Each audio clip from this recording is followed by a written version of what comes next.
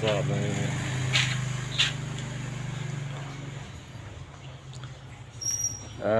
มือนี้สำเร็จไปอีกแล้วดูกงูเนาะดูกงูใส่บานประตูซิมเห็ดสำเร็จเรียบร้อยแล้ว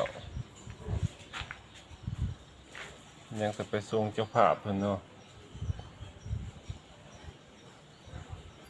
เจ้าภาพเจ้าศรัทธา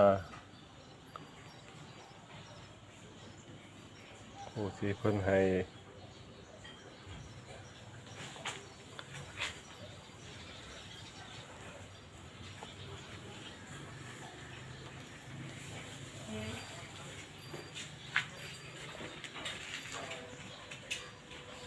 สำเร็จ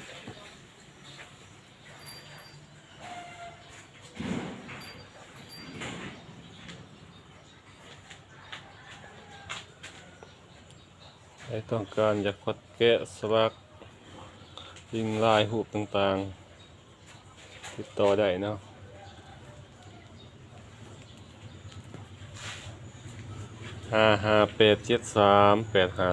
55873850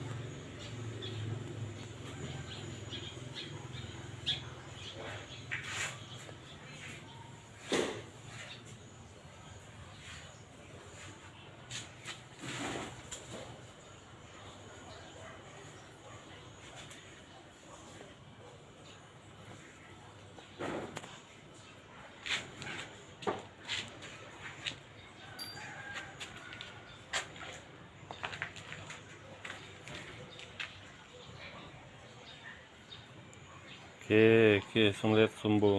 รณ์